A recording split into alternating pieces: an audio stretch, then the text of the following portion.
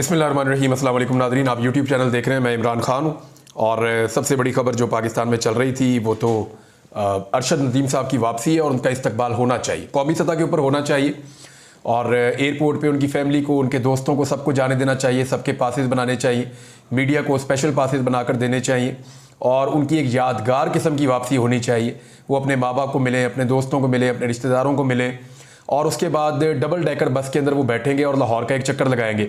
मौसम भी ठीक है, रात के वक्त वो उतरने वाले हैं लाहौर में और अगस्त के महीने में उतना बुरा नहीं होता रात का मौसम और अगस्त का मिड चल रहा है, तो पाकिस्तानी बहुत बड़ी तादाद में उस बस के आसपास चलेंगे, उनको लेकर जाएंगे, वो शहर से घूमेंगे, जहाँ जहाँ से गुजरेंगे लोग उनका इस्तकबाल करेंगे, लोग उनके ऊपर फूलों की पत्तियां निछावर करेंगे, लोग पाकिस्तान के झंडे लेकर आएंगे, पाकिस्तान के लिए नारे लगाएंगे और लोग इनको वेलकम करेंगे। इस इवेंट को जो है ना वो एक कौमी सतह का इवेंट रहने देना चाहिए।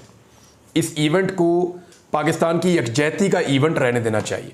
वो शक्लें या वो चेहरे जिनसे पाकिस्तानी नफरत करते हैं और उनकी शक्ल नहीं देखना चाहते, उन शक्लों को इस बस से दूर रखना चाहिए। मैं फिर गुजारिश कर रहा हूं कि वो शक्लें जो अब इस काबिल भी नहीं रही कि वो एक बस के अंदर बंदे पूरे भर लें, क्योंकि लोग उनसे अब नफरत करते हैं, उन शक्लों ने अगर ये कोशिश की कि वो बस के ऊपर चढ़ जाएं और बस के ऊपर चढ़ के वो एक झूला ले लें इसके साथ और इसकी मकबूलियत का फायदा उठाएं और नीचे अवाम के साथ फोटोएं बनवाने की कोशिश करें, तो अवाम ने वो हालत करनी है इनकी। मैं पहले आपको बता रहा हूं और इसलिए नहीं बता रहा कि ये कोई प्लान हो रहा है, मैं आपको इसलिए बता रहा हूं कि पब्लिक अंदर से भरी हुई है। जो आपने झूठे वादे कर करके जी इतना बिल आएगा तो इतना मुफ्त कर देंगे, तो ये कर देंगे, तो वो कर देंगे, तो इंज कर देंगे, इतने इतने बड़े जमीन आसमान के कलाबे मिला के आप सब ने मिलकर अवाम की जेब के ऊपर डाका डाल दिया। अब लोग आपकी शक्ल नहीं देखना चाहते।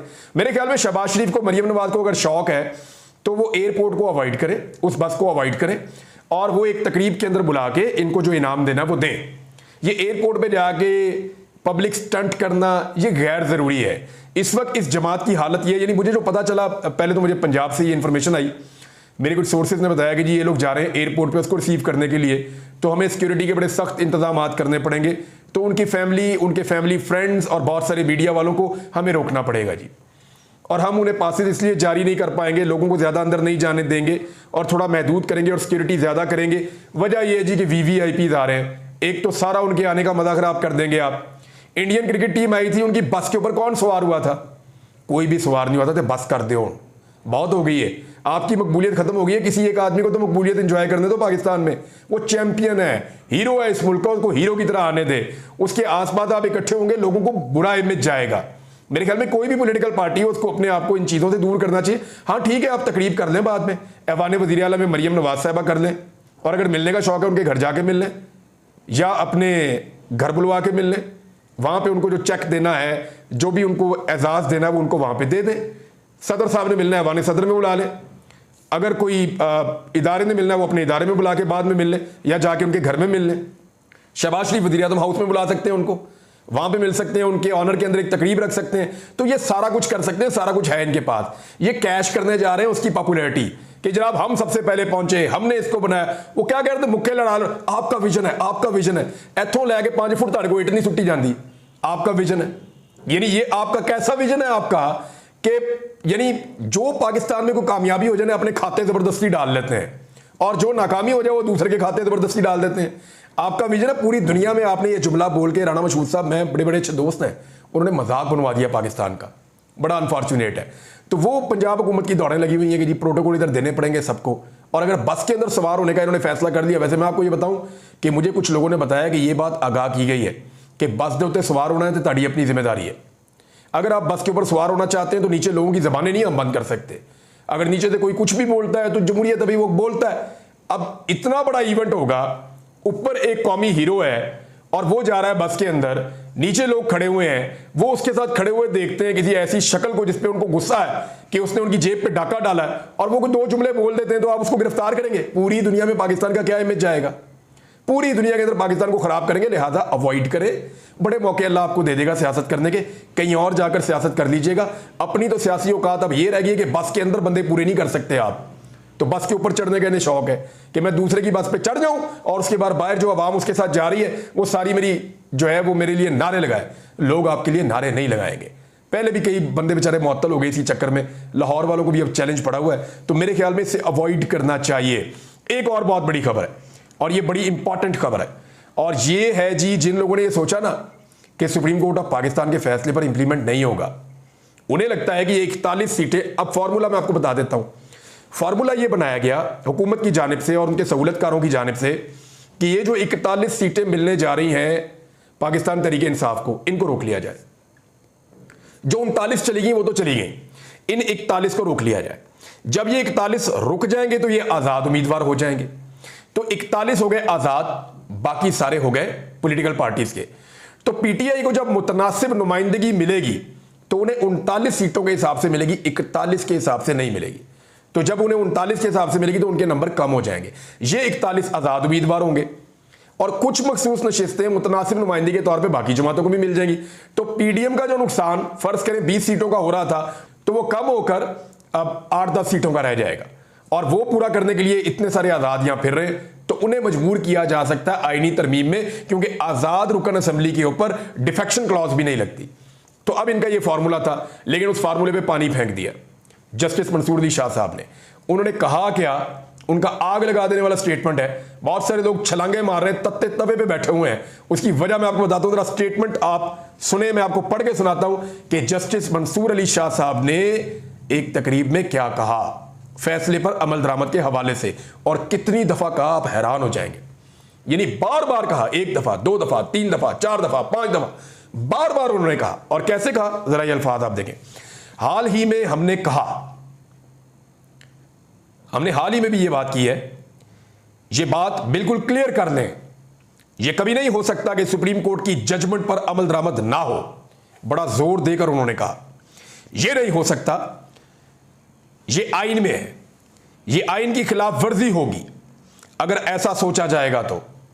क्योंकि इंतजामी इदारों को समझना है कि उनके पास कोई रास्ता नहीं है। बड़ा क्लियर कर दिया, इंतजामी इदारे जिन्होंने इंप्लीमेंट करना है, इलेक्शन कमीशन हो गया, गवर्नमेंट हो गई, इन्होंने कौमी असेंबली होगी, इन्होंने इंप्लीमेंट करना है। इंतजामी इदारे इसको समझें, उनको समझना होगा कि उनके पास कोई रास्ता नहीं है, उन्होंने इंप्लीमेंट करना है। सुप्रीम कोर्ट के अहकामात को मानने के अलावा उनके पास कोई रास्ता नहीं है।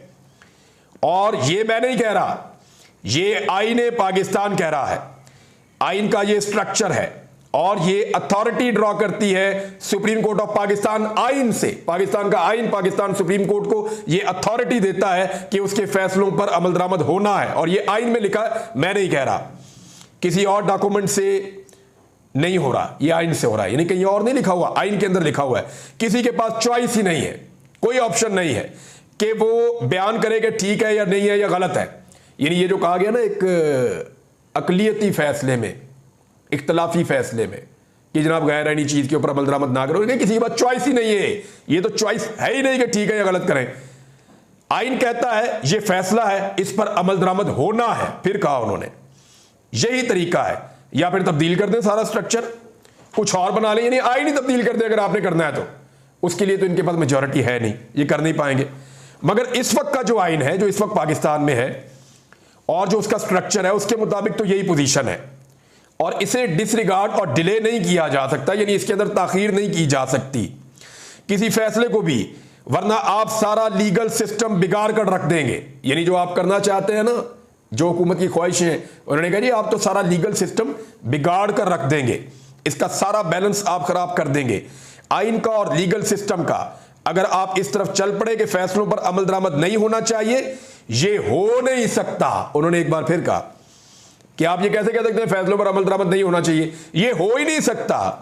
ये सेपरेशन ऑफ पावर के भी खिलाफ है। सेपरेशन ऑफ पावर होता है कि हर एक की अलग अलग पावर होती है ना, हुकूमत चलाने के लिए या एक रियासत को चलाने के लिए मुख्तलिफ जगहों पे मुख्तलिफ पावर्स काम कर रही होती हैं। जुडिशरी होती है, एग्जीक्यूटिव होती है, इंतजामिया, और लेजिस्लेचर होते हैं जो कानून साजी करते हैं। तो सबके अपने अपनी पावर्स होती है ना। तो उन्होंने ये मिसाल दी, तो उन्होंने कहा मीडिया उसकी अपनी एक अलग सेपरेशन ऑफ पावर है। तो उन्होंने ये कहा कि सेपरेशन ऑफ पावर हमें एक काम देता है, एग्जीक्यूटिव को एक और काम देता है, लेजिस्लेचर्स को एक और काम देता है। जो हमारा काम है वो हम करेंगे, वरना आप सेपरेशन ऑफ पावर को भी आउट ऑफ बैलेंस कर देंगे। और ये सेपरेशन ऑफ पावर जमहूरियत का अहम कंपोनेंट है और इसको डिस्टर्ब नहीं होना चाहिए। बार बार उन्होंने कहा, लगातार उन्होंने कहा, और वो कहते रहे कि हर हाल में आपको सुप्रीम कोर्ट ऑफ पाकिस्तान के फैसले पर अमल करना है। अब जिसमें हिम्मत है ना वो करके देख ले कि वो अमल नहीं कर रहा। यास्मीन राशिद साहिबा के हवाले से एक खबर है और मैं वो खबर आपको ज़रूर सुनाना चाहूँगा क्योंकि उन्हें बहुत लंबा अरसा हो गया कैद में।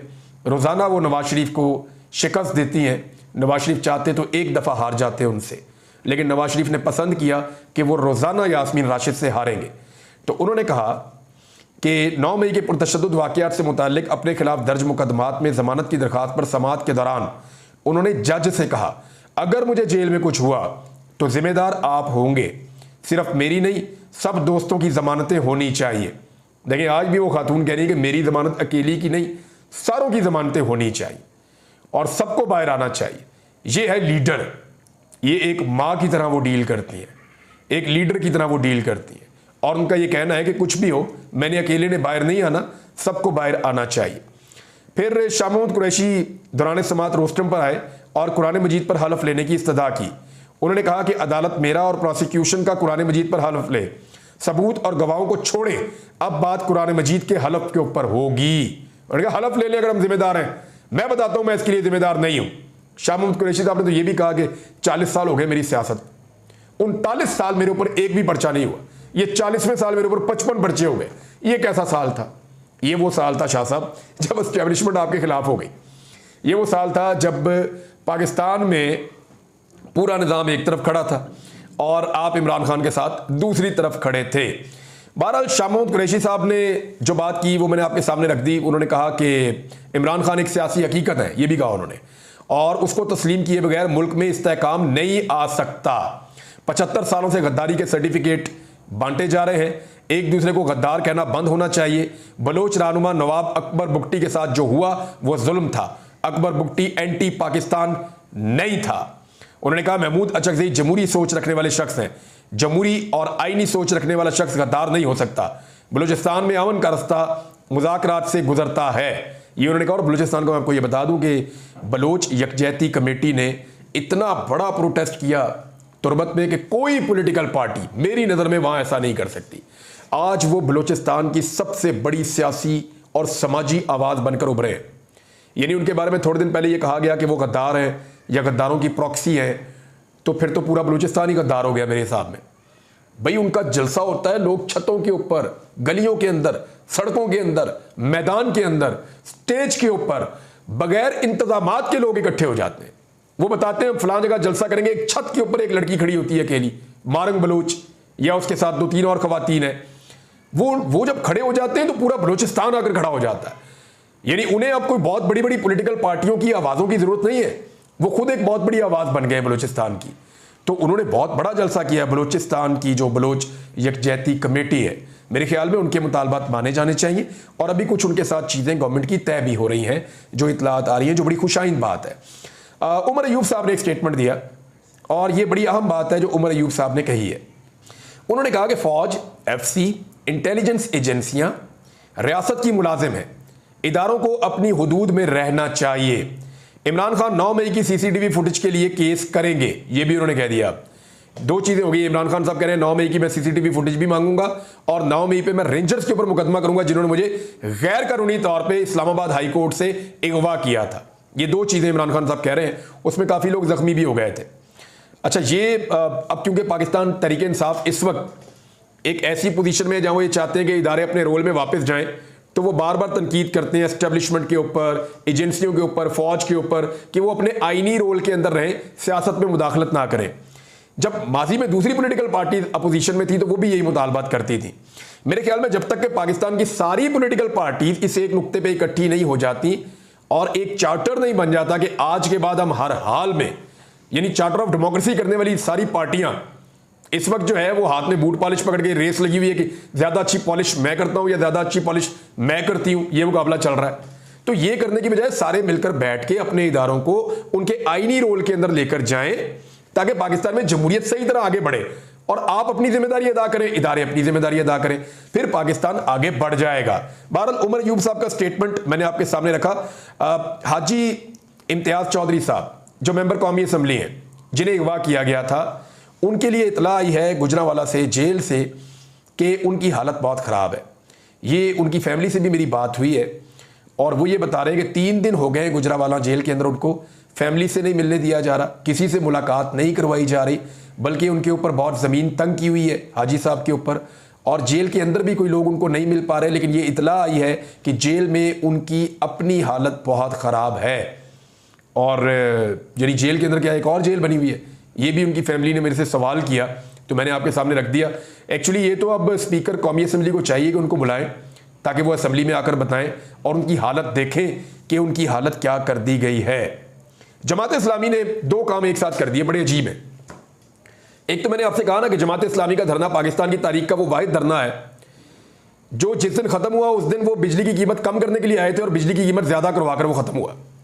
अब वो कह रहे हैं जी 45 दिन का टाइम दे रहे हैं, 45 दिन में शहबाज शरीफ ने ना किया हम वापस आएंगे, लेकिन सेम टाइम में कह रहे हैं हम लाहौर में धरना देने भी जा रहे हैं। तो मैंने आपको ये कहा था कि जमात इस्लामी फंस गई है, जमात इस्लामी के पास अब कोई रास्ता नहीं है, अब वो सिर्फ फेस सेविंग ढूंढ रही है कि हमें किसी तरह फेस सेविंग मिल जाए। लेकिन इस मामले में उन्हें फेस सेविंग मिलेगी नहीं, सिर्फ एक ही तरीका है कि वो अपोजिशन इत्तेहाद के साथ शामिल हो जाए और विकेट के दोनों तरफ खेलना बंद कर दें। अब तक के लिए इतना ही, अपना ख्याल रखिएगा, अपने इस चैनल का भी। अल्लाह हाफिज़।